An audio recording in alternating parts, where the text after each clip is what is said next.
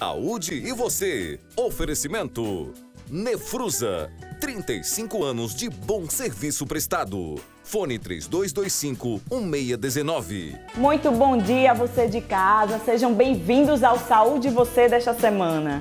No programa de hoje vamos falar sobre a AIDS, os sintomas, os perigos e as formas de prevenir essa doença. Você vai saber quais os alimentos consumir para estimular a produção de colágeno no seu corpo. Vamos conhecer quais são os tratamentos estéticos permitidos para as gravidinhas. Deficiência de hormônio na infância é o que você vai conferir numa matéria muito interessante. E ainda, quais os cuidados na melhor idade com a temida osteoporose. Fica com a gente, o Saúde Você está no ar.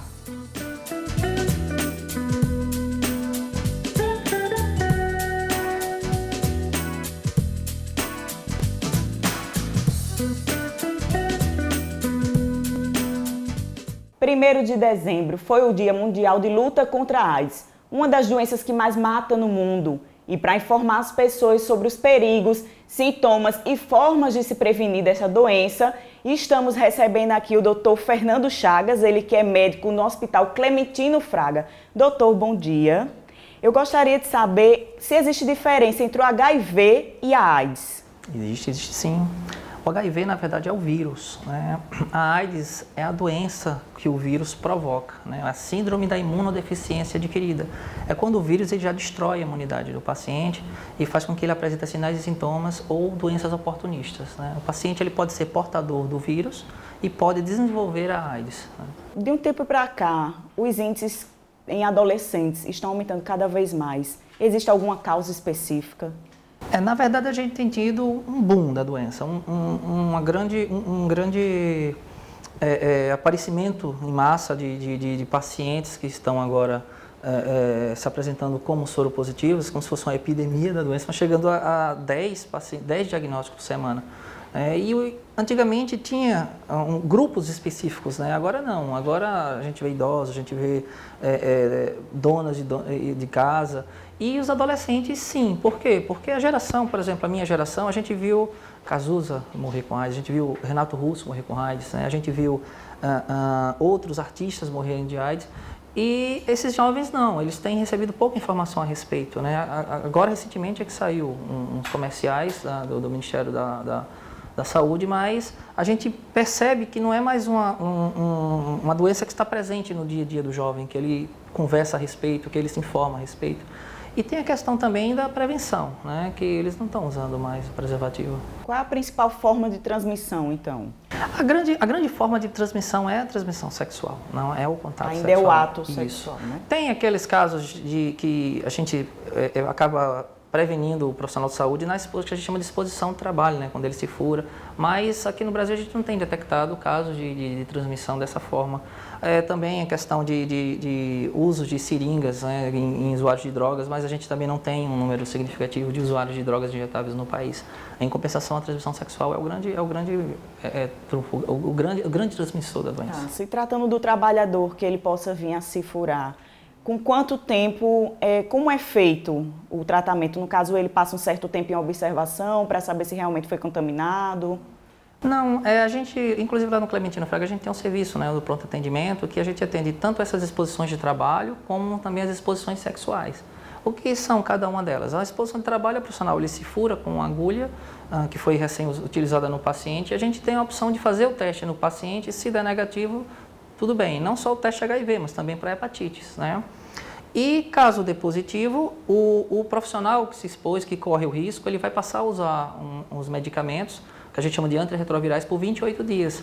Isso diminui drasticamente a probabilidade dele adquirir o vírus. Mesma coisa na exposição sexual. Muitas vezes as pessoas procuram um serviço lá que tiveram uma relação de alto risco, sem preservativo, ou o preservativo estourou, algo assim, e ele também tem ainda tem 36 horas, 72 horas para iniciar o uso do medicamento para tentar também frear a transmissão. Mesmo tendo relação com o paciente que seja soropositivo, existe essa opção de ele utilizar a medicação, que é uma medicação que é dada por 28 dias, para evitar a transmissão. Quanto tempo o vírus leva para se manifestar? Olha só, isso é muito relativo, né? Vai depender de cada organismo, mas acredita-se que em alguns pacientes, até no primeiro mês pós-exposição, o que significa pós adquirir o vírus, o paciente vem apresentar uma síndrome que a gente chama de síndrome monolike, que é uma síndrome febril, um quadro febril, que não tem como perceber que é o vírus. Parece muitas vezes um resfriado, né? O paciente apresenta os que a gente chama de linfonodos, né? Ou chama de ínguas, né? Pode apresentar febre, pode apresentar queda no estado geral, pode apresentar exantema, que é aquelas manchas da pele, que a própria dengue pode apresentar também, a própria gripe pode apresentar. Ele é algo muito embutido, né? Muito mesmo. O que é que acontece? Como é muito inespecífico, algumas pessoas abrem algum quadro que a gente pode pensar um pouco em HIV, por exemplo, uma diarreia crônica, uma diarreia de um mês inteiro, né, que o paciente trata e não consegue melhorar. A gente pode pensar que pode ser o vírus. O paciente apresenta infecções na boca, de fungos, né, chama de monilíase oral. Poxa, isso aí a imunidade caiu, pode ser o vírus. Mas geralmente são quadros em que o paciente, são situações em que o paciente se expôs, ele contraiu o vírus um pouco mais anterior a apenas um mês. Existe algum tipo de teste para se fazer logo quando se desconfia, ou em exames de rotina, existe alguma forma? Hoje, nós temos a chamada 4ª geração de testes rápidos, né? Nós temos aqui no estado, o Clementino Fraga e os postos de saúde também, eles apresentam esse novo teste rápido. É um teste que não só pega o anticorpo que o corpo produz contra o vírus, que antigamente só pegava esse anticorpo. Aí, como o corpo às vezes demorava a produzir, tinha aquilo que a gente chamava de janela imunológica. O que significa isso? A pessoa pega o vírus e passa muito tempo sem dar positivo, né? Não tinha como saber se esse paciente realmente tinha o vírus. Agora não. Além de pegar o anticorpo, o teste de 4ª geração, ele pega também um antígeno, que é uma parte do vírus, chamado P24. Então, hoje em dia, com 28 dias após ter contraído o vírus, a gente já pode ter um teste positivo, que pode ser o teste rápido. Tem outro tipo de teste no sangue chamado ELISA e outros mais, que podem ser testes confirmatórios, né? Teoricamente, o teste rápido ele não deveria ser confirmatório, ele seria de triagem. Porém, a quantidade de pacientes que nos procura é grande e para melhorar o acesso das pessoas a esses testes para o HIV, a gente hoje fazendo 2 testes rápidos com kits diferentes e os 2 dando positivo, a gente já considera o paciente com o vírus. E cada um tem sua importância, né, na questão. Tratamento, como é feito? Olha só, vírus é uma entidade, né, tem bactéria, tem protozoários, tem fungos. O vírus é uma entidade, um ser que até a gente se discute que é um ser vivo, porque ele utiliza a maquinaria do nosso organismo para se reproduzir. Ele é uma entidade que poucos medicamentos têm ação contra tal. Tanto é que quem destrói o vírus não são os medicamentos, é o organismo. No caso do HIV é difícil porque ele coloca o material genético dele junto com o nosso, é por isso que não tem cura. Porém, os medicamentos que a gente controla, chegando a fazer com que a quantidade de vírus que circula no sangue chegue a 0. A gente chama de carga zerada, carga viral zerada, né? Isso tem um impacto muito grande porque diminui muito a transmissão, né? Por isso que a gente não tem medo do paciente que tem o vírus e trata. A gente tem medo daquele que tem o vírus e não sabe porque ele está transmitindo. E esses medicamentos a gente chama de antirretrovirais. É distribuído de forma gratuita, né? Os pacientes que têm HIV aqui no estado podem pegar no Clementino, no HU, e dá uma qualidade de vida para o paciente hoje em dia. Só para você ter uma ideia, há 20 anos atrás, um paciente chegava a tomar 12 comprimidos por dia. Hoje a gente tem um esquema de antirretroviral que só dá um comprimido à noite apenas, né? E que se o paciente não apresenta efeito colateral em relação a esse medicamento, ele vai tomá-lo durante o resto da vida apenas um comprimido e vai controlar o vírus. Para finalizar nossa entrevista, tem cura? Não, ainda não. A gente acredita que pode surgir um aí. A questão é o seguinte, a cura não vai pelo uso de um medicamento que vai destruir o vírus. Como eu te falei, o material genético é jogado no corpo da gente, o material genético do vírus, e não tem como retirar. O caminho da cura é pelo caminho da imunidade. Talvez a gente vá estimular a imunidade do ser humano para destruir o vírus ou usar de mecanismos da célula do corpo humano para evitar que o vírus possa invadir. Né? A gente acredita que a gente está nesse caminho e que daqui a uns 10 anos, mais ou menos, vai surgir uma coisa nova aí. Para isso, a medicina está em constante luta. Constante luta e constante avanço. A gente tem apanhado muito, desculpa a palavra, né? Pela questão da transmissão, né? A transmissibilidade que subiu. A gente espera uma conscientização maior, que esse dia Mundial de Combate tenha entrado na casa das pessoas, as pessoas possam se lembrar que a doença ela está aí, está matando e matando muito, né? Mas que principalmente a gente possa se conscientizar de que agora não é apenas um grupo específico que está morrendo, que está contraindo o vírus, né? Agora não tem mais cara. Antigamente a gente podia classificar em grupos, agora não tem mais cara. Não tem cara, não tem classe social, não tem nada, né? Muito obrigada por sua participação, doutor. Segundo a Secretaria de Saúde do Estado, de 2007 até 2015, a AIDS teve um aumento de 92% na Paraíba. Vamos conhecer agora um portador de HIV positivo que foi infectado no seu ambiente de trabalho.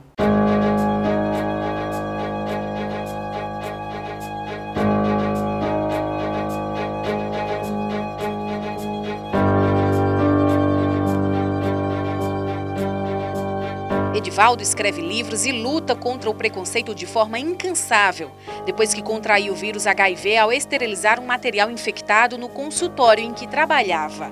Isso foi há 21 anos. De lá para cá, participa de palestras e realiza trabalhos educativos para conscientizar outras pessoas. Eu dou bastante palestra, faço trabalho de prevenção e informando as próprias pessoas que vivem com HIV. Porque, infelizmente, o preconceito é muito forte. Tem pessoas que vão a óbito, não propriamente pelo vírus HIV. É porque acham que a vida acabou, a sociedade realmente discrimina muito. E isso é muito sério. É dito pelos próprios psicólogos que uma pessoa com HIV ou uma doença séria, o preconceito ajuda a pessoa a piorar daquela patologia. Por quê? Porque você se acha uma pessoa que não tem mais estímulo para viver. Eu sempre digo nas minhas palestras que vamos procurar se amar. Hoje, talvez eu tenha até mais vida com HIV, não é porque seja bom estar com HIV, não, porque eu pensei na vida. Eu pensei que, mesmo com a doença séria, eu tenho um caminho pela frente. Eu sou um cidadão normal, como outro qualquer, pago meus direitos, tenho meus deveres. Agora é o seguinte, eu tenho que pensar em me prevenir. A medicação é o que garante a qualidade de vida. Por isso, não toma nenhuma cápsula fora do horário. São 6 remédios por dia. No início, eram 20 comprimidos. Segundo ele, a grande quantidade de remédios e a vida regrada é o que faz muitos portadores abandonarem o tratamento. Eu não vou passar doença nenhuma para os outros. Assim, por exemplo, o HIV não pega assim, pega como? Se você se contamina se tiver com relação sexual, se furar com material, como eu me furei, que minha contaminação foi através de um acidente de trabalho. Então é o seguinte, mas o principal que protege o HIV é o quê? É você tomar a medicação correta, procurar eliminar o vírus, que ele não destrói totalmente, ele fica escondido em alguma parte do meu corpo. Se eu parar a medicação, caso eu tome a medicação não no horário correto, o que vai acontecer? Eu vou ficar com o vírus resistente e talvez eu chegue ao quadro sério, porque eu fico frágil e adquirir outras doenças. Mas o cuidado é indispensável, principalmente para que o HIV não evolua para a AIDS. Faz já 14 anos que eu tenho o CD4 bem legal, que é de 1245, que é considerado normal, a partir de 800, e minha carga viral, que é a quantidade de vírus no meu sangue, está praticamente zero. Meus exames vêm dando sempre indetectável, e a médica disse que eu estou bem, vai até mudar minha medicação, que eu já cheguei a tomar 20 comprimidos por dia, e hoje eu estou tomando 6, e ela disse que a partir talvez do próximo mês fica só 1.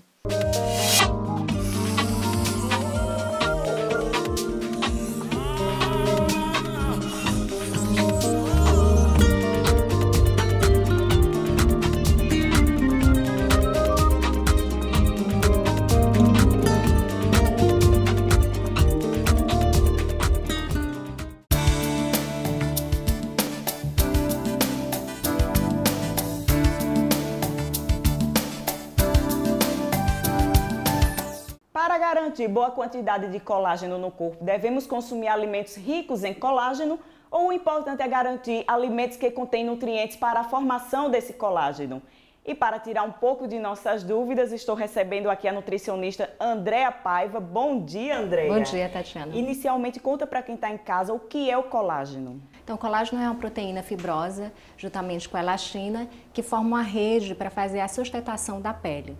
Isso é para flacidez, no caso, trata a flacidez. Né? Isso, na verdade, a gente começa a perder a produção de colágeno, inicia a perca de produção a partir dos 25 anos de idade. Certo, e sobre o que você trouxe aqui, explica um pouquinho para quem está em casa. Importante a gente se alimentar da melhor forma possível, justamente para ter os nutrientes responsáveis pela formação, né, estimular a síntese de colágeno.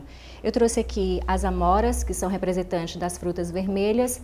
Ela é altamente rica em antioxidante, anti-inflamatória. Ela vai estar aí atuando contra os radicais livres, que são responsáveis, que danificam as células sadias. Então, é importante que a gente coma uma alimentação antioxidante. Também pode ser o suco de uva integral, que é rico em resveratrol, juntamente com as uvas vermelhas também, que vão estar aí auxiliando aí no combate, são antioxidantes no combate aos radicais livres. As maçãs também fazem parte desse mesmo conjunto. Trouxe a vitamina C aqui com as tangerinas e os limões, justamente porque eles são cofatores junto para poder fazer a síntese de colágeno, juntamente com as proteínas e os aminoácidos. Ok. Dentro dessa parte das frutas vermelhas, a uva se inclui, a uva mesmo, fruta também, né? Eu digo que quanto mais a gente se alimentar de comida de verdade, melhor. Nosso corpo vai agradecer. E para a formação do colágeno, justamente é rico em antioxidante. E vai auxiliar. Sobre esses potes aqui. Então, eu trouxe aqui o colágeno hidrolisado, na verdade é um suplemento, ele vai auxiliar, né, como a palavra já está falando, vai estar suplementando aí alguns momentos que a gente precisa dar um aporte maior para poder fazer justamente a biossíntese de colágeno, para dar mais tônus muscular, ter uma manutenção mais da pele. E aqui eu trouxe a proteína, né? As proteínas mesmo em forma de alimentos, as carnes, os peixes, aves. Importante que a gente coma produtos, né, ricos em proteína. Aqui, na verdade, também é um suplemento, como para determinados momentos que a gente precisa estar colocando juntamente com a alimentação. Mas nada substitui a alimentação. Não. O bom é você unir os dois, então. Totalmente. Ok.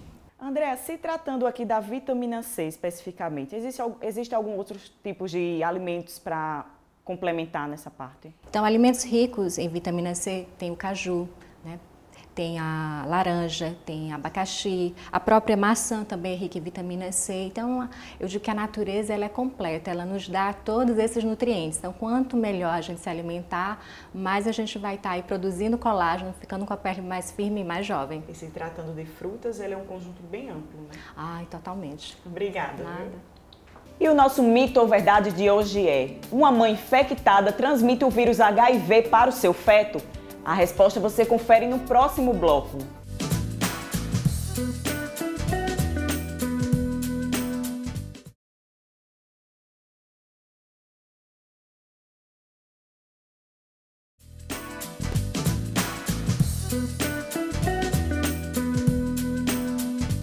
E o nosso mito ou verdade de hoje é: uma mãe infectada transmite o vírus HIV para o seu feto?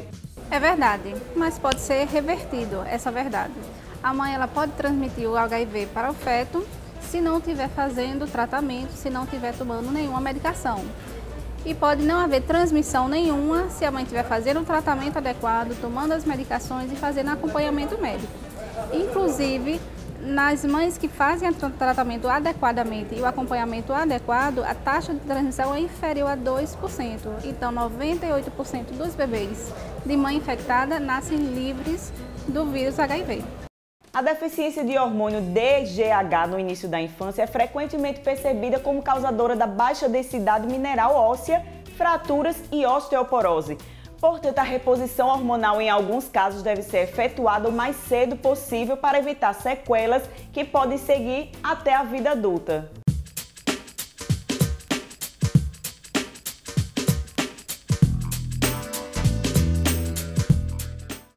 Quando os pais desconfiam que a criança está se desenvolvendo rápido demais, isso pode ser um problema. É a puberdade precoce. Entre os meninos, ela não deve acontecer antes dos 9 anos e nas meninas antes dos 8.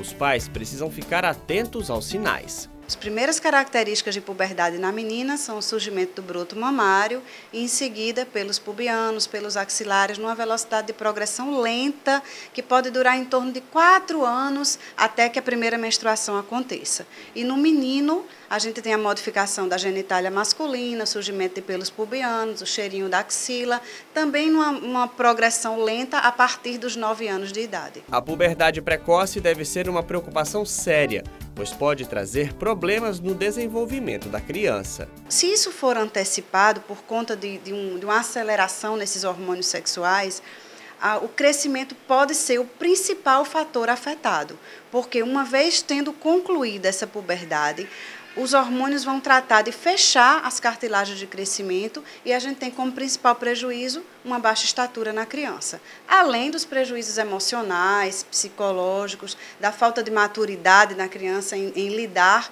com esses eventos de adulto e principalmente também a preocupação com o lado da sexualidade, do interesse precoce pelo sexo. O tratamento custa em média R$ 1.500 por aplicação, mas ele pode ser conseguido de graça. A medicação para bloquear o excesso de hormônios que a criança tem, diferente do que muitos pensam que a gente vai dar hormônio, não, a gente vai frear o excesso de hormônios que está sendo produzido por aquele corpinho. Então, o bloqueio de puberdade é feito com injeções intramusculares, que podem ser mensais ou trimestrais, e é um medicamento de alto custo, por isso é dispensado por um órgão que dispensa medicamentos de alto custo do Estado, chamado CDMEX.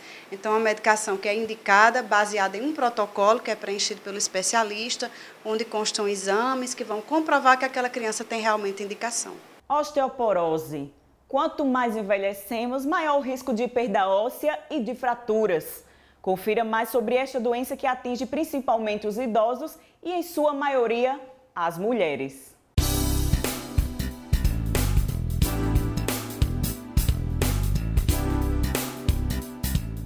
Nem precisa chegar aos 60. Tem gente que já reclama de dores nos ossos ainda jovem. Esse foi o caso de Maria Luísa. A aposentada tem 78 anos, mas não é de hoje que sente dores nos 2 joelhos. O diagnóstico, osteoporose. Estou tomando remédio, uma injeção ano em ano, vou tomar por 5 anos. Já o casal Mário e Conceição desenvolveram osteopenia. Segundo eles, é uma espécie de início de osteoporose. Atividade física é o que tem ajudado a evitar o progresso da doença. Atividade física é fundamental. Fundamental. Sem atividade física, a gente mesmo sente que fica meio entrevado. Todo dia eu estou aqui, até a quinta-feira. E depois que começou a fazer as atividades, o que é que já mudou na tua vida? Rapaz, mudou muita coisa. Eu faço física aqui, faço hidroginástica, eu faço tratamento psicológico.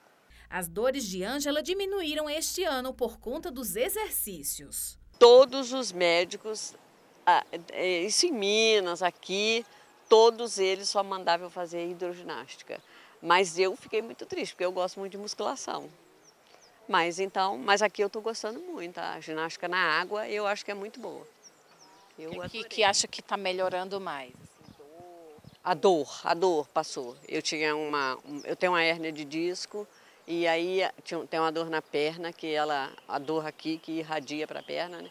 Essa dor eu não tenho mais. Ela pratica atividades físicas 2 vezes por semana no Clube da Pessoa Idosa. O lugar oferece opções gratuitas e especializadas, inclusive para os que sofrem de osteoporose. Os nossos idosos, quando chegam aqui no clube, relatam sempre, em primeiro lugar, vieram em busca de saúde, vida longa, e a atividade física realmente traz isso para eles. Então, no clube oferecemos mais de 20 atividades, hidroginástica, natação, aeróbica, alongamento, yoga, pilates, musculação. Tem a parte também do artesanato, do teatro, informática, inglês. Então, são muitas atividades. Então, dá para ocupar o tempo e a mente com bastante coisa. Cuidando sempre do conforto e bem-estar dos seus pacientes, a Nefrusa Clínica de Nefrologia dispõe de uma ala exclusiva para atender os principais planos de saúde. São salas de hemodiálise preparadas para uma melhor privacidade, com TV a cabo, Wi-Fi e uma equipe clínica altamente capacitada, pioneira em transplante renal no estado. São mais de 35 anos a serviço da sua saúde. Fica na Avenida Sinésio Guimarães, número 290, na Torre. Para mais informações, 3225-1619.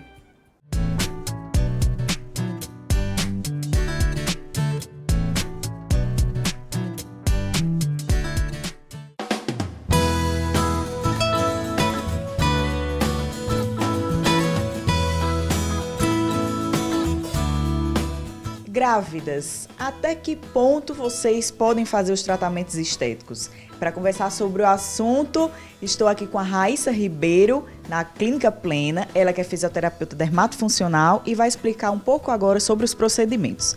Raíssa, bom dia. Eu gostaria de saber, a partir de que momento a grávida, quando descobre que está grávida, ela pode iniciar os tratamentos estéticos?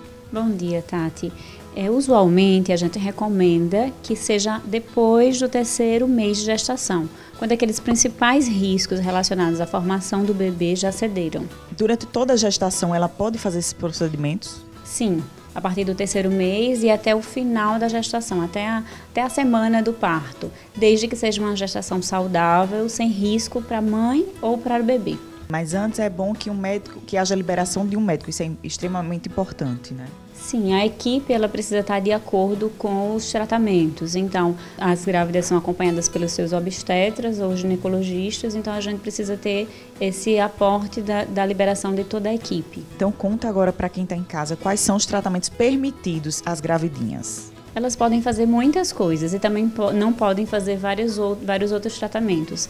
O que é recomendado para toda grávida é a drenagem linfática, que vai diminuir a questão do edema, promover um relaxamento, as massagens relaxantes também, as terapias com pedras quentes, a esfoliação corporal, a hidratação e nutrição da pele. Para o rosto, o controle da acne pode ser feito com limpeza de pele.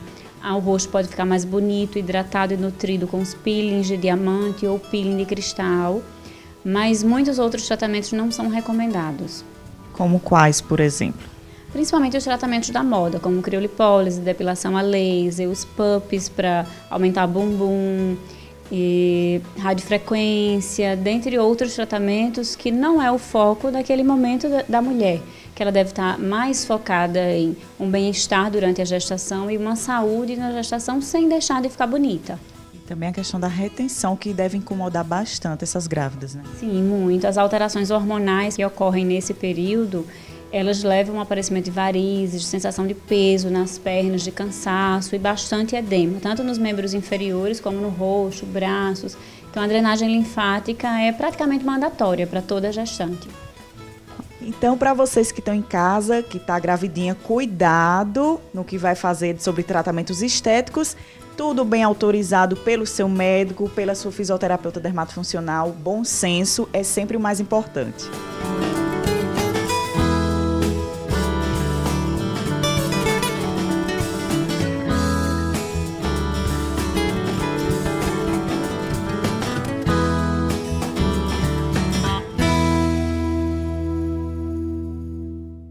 E você pode participar do nosso programa através das nossas redes sociais. O nosso Instagram é @SaúdeVocêTV, a nossa fanpage no Facebook é Programa Saúde Você e o nosso e-mail é saudevocê@tvarapuã.com.br.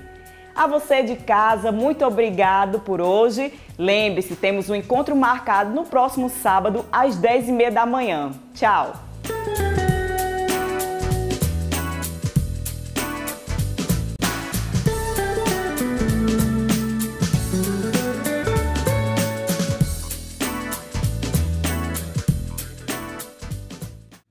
Saúde e você. Oferecimento.